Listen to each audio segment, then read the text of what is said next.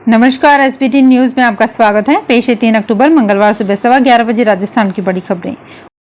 कोटा के रानपुर में 120 करोड़ की लागत से 100 करोड़ में बने IIIT के स्थायी कैंपस का उद्घाटन सोमवार को प्रधानमंत्री नरेंद्र मोदी ने सामान्य जी से वर्चुअल मोड में किया।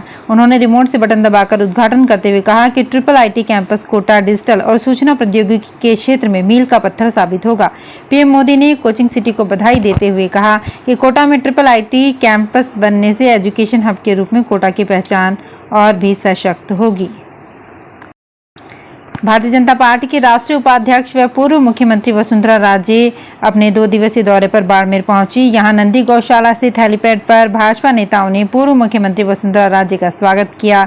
इस दौरान राज्य को रिसीव करने जिला भाजपा संगठन का कोई भी पदाधिकारी नजर नहीं आया। राज्य के स्वागत में जालोर सिरोही सांसद, सिवाना विधायक, पूर्व मंत्री एवं विधायक पहुंचे। राजे यहां से सीधे भामाशाह स्वर्गीय तन सिंह चौहान के श्राद्ध कर्म कार्यक्रम में पुष्पांजलि कार्यक्रम में पहुंची। उन्होंने यहां सभा और मीडिया को संबोधित करते हुए कार्यक्रम को राजनीतिक रंग न देने की गुजारिश की। राजे ने सभा में साधु संतों से मुलाकात कर उनसे आशीर्वाद लिया। जयपुर में जवाहर सर्किल थाना पुलिस ने दुबई से लाए 12 किलो 467 ग्राम गोल्ड के साथ 6 लोगों को गिरफ्तार किया है। पुलिस ने इन तस्करों से 2 लग्जरी कार भी जब्त की है। फिलहाल पुलिस इतनी बड़ी मात्रा में तस्करी के जरिए सोना लाने के बारे में पूछताछ कर रही है। पुलिस ने इन तस्करों के साथियों को पकड़ने के लिए एक टीम का गठन किया है जो अलग अलग जगहों पर दबिश दे रही है। Jaipur police commissioner Biju George Joseph ने बताया कि मुखबिर से मिली सूचना के आधार पर ये कार्रवाई की गई। कांग्रेस के राष्ट्रीय प्रवक्ता सैफ अली नकवी की अजमेर में गुटबाजी को लेकर किए गए सवाल पर जुबान फिसल गई। वे उलट बयान दे गए। उन्होंने यहां मीडिया से बातचीत में कांग्रेस की गुटबाजी को लेकर कहा, हमारी पार्टी में मतभेद नहीं है और मनभेद होना तो स्वाभाविक बात है। वे यहां सोमवार को कांग्रेसियों की बैठक लेने सर्किट हाउस पहुंचे थे। उन्होंने कहा कि हमारी पार्टी ने सारे फैसले लोकतांत्रिक तरीके से लिए हैं। लोकतांत्रिक तरीके से राष्ट्रीय अध्यक्ष का फैसला हुआ है। इसके अलावा अन्य कोई भी फैसला इस तरीके से हुआ है। राजस्थान के मुख्यमंत्री अशोक गहलोत ने कहा कि राज्य सरकार प्रदेश के विकास के लिए समर्पित भाव से काम कर रही है और प्रदेश में हुए अभूतपूर्व विकास कार्यों की पूरे देश में चर्चा हो रही है। गहलोत सोमवार को मुख्यमंत्री निवास पर खेतड़ी से आए प्रतिनिधिमंडल को संबोधित करते हुए ये बात कह रहे थे। उन्होंने कहा कि राज्य में विकास कार्य में कोई कमी नहीं रखी गई है। राजस्थान में इस साल के अंत में विधानसभा चुनाव होने हैं। सत्ता के शिखर तक पहुंचने के लिए राजनीतिक पार्टियां पूरा दमखम दिखा रही हैं। राजस्थान सरकार जहां एक के बाद एक घोषणाएं कर रही है, वहीं बीजेपी भी वोटर्स को लुभाने के लिए कोई कसर नहीं छोड़ रही है। ऐसे में सवाल ये है कि इन योजनाओं को पूरा करने के लिए पैसा आएगा कहां से? अगर सरकार कर्ज भी लेती है तो इसे चुकाने के लिए क्या तरीका अख्तियार किया जाएगा? चुनाव से पहले वोटर्स को लुभाने के लिए योजनाओं के जरिए पैसा बहाया जा रहा है। जयपुर ग्रेटर नगर निगम में कचरा फैलाने वालों की सख्ती होगी। महापौर सौम्या गुर्जर और आयुक्त बाबूलाल गोयल ने एक वैन को हरी झंडी दिखाकर रवाना किया। ये वैन 7 दिन 24 घंटे चलेगी। इस पर निगम कर्मचारियों को तैनात किया जाएगा। महापौर ने कहा कि मौके पर ही चालान किया जाएगा। महापौर ने कहा कि निगम सीमा क्षेत्र में डोर टू डोर कचरा संग्रहण की व्यवस्था दुरुस्त है। इसके बाद भी लोग सड़क पर कचरा फेंक रहे हैं।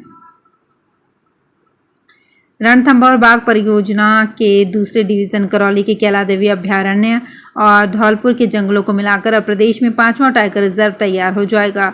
टाइगर रिजर्व के लिए राज्य सरकार की ओर से गजट नोटिफिकेशन जारी होना शेष है। माना जा रहा है कि गजट नोटिफिकेशन अगले 1 सप्ताह में जारी हो सकता है। अगर नहीं हो पाया तो फिर विधानसभा चुनाव के बाद प्रक्रिया शुरू होगी। राजस्थान के मुख्यमंत्री अशोक गहलोत ने स्वास्थ्य सेवाओं के विस्तार के तहत प्रदेश के चिकित्सा संस्थानों से संबंधित 17 वृहद निर्माण कार्य के लिए 300 करोड़ रुपए के अतिरिक्त वित्तीय प्रावधान को मंजूरी दी है। इन वृहद कार्यों में मुख्यमंत्री द्वारा बजट वर्ष 2019-20 से 2023-24 तक खोले गए क्रमोन्नत किए गए चिकित्सा संस्थान जिनकी भूमि उपलब्ध है, इनके भवन निर्माण एवं अन्य विकास से संबंधित 1253 कार्य भी करवाए जाएंगे। राजस्थान के मुख्यमंत्री अशोक गहलोत ने सोमवार को राष्ट्रपिता महात्मा गांधी की जयंती पर शासन सचिवालय तथा गांधी सर्कल स्थित बापू की प्रतिमा पर श्रद्धा सुमन अर्पित कर उन्हें नमन किया। शासन सचिवालय में गहलोत ने महात्मा गांधी की प्रतिमा के समक्ष बैठकर गांधी जी के प्रिय भजन वैष्णव जन तो तेने कहिए, रघुपति राघव राजा राम एवं राम धुन का श्रवण किया। राजस्थान में इस बार मानसून में सामान्य से 15% अधिक बारिश हुई है। 1 जून से 30 सितंबर के दौरान 499.7 मिलीमीटर बारिश रिकॉर्ड की गई है, जबकि सामान्य बारिश 435.6 मिलीमीटर है।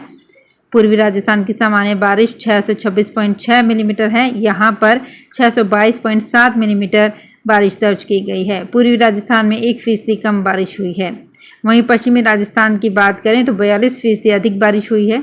यहाँ की सामान्य बारिश 483.6 मिलीमीटर है और यहाँ 401.7 मिलीमीटर बारिश दर्ज की गई है।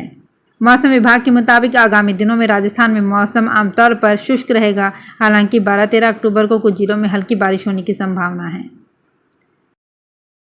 भीलवाड़ा से वंदे भारत एक्सप्रेस ट्रेन एक बड़ी दुर्घटना होने से बच गई। उदयपुर जयपुर वंदे भारत एक्सप्रेस ट्रेन को बेपटरी करने की साजिश विफल रही। बदमाशों ने रेलवे ट्रैक पर पत्थर और सरिया रखकर वंदे भारत एक्सप्रेस को गिराने की कोशिश की, पर लोको पायलट की सतर्कता से यहाँ ये बड़ा हादसा टल गया। लोको पायलट को ट्रैक पर रखे पत्थर दिखाई दे गए, जिस वजह से वंदे भारत एक्सप्रेस ट्रेन दुर्घटनाग्रस्त होने से बच गई। देश में वंदे भारत एक्सप्रेस ट्रेन लगातार पत्थरबाजी की घटना का शिकार हो रही है।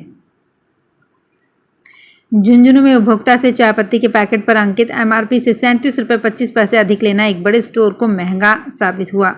जिला उपभोक्ता विवाद प्रतितोष आयोग ने इसे गंभीर सेवा दोष व अनुचित व्यापार व्यवहार मानते हुए MRP से अधिक लिए गए रुपए 8% ब्याज सहित परिवादी को लौटाने और परिवाद व्यय के पेटे 1500 रुपये और मानसिक संताप के पेटे 3300 रुपये परिवादी को देने के आदेश दिए।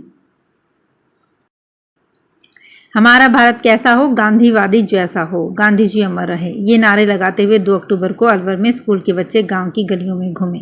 गांधी जी के खूब नारे लगाए। एक बच्चा गांधी बनकर निकला और उसके साथ दूसरे बच्चे नारे लगाते हुए चलते रहे।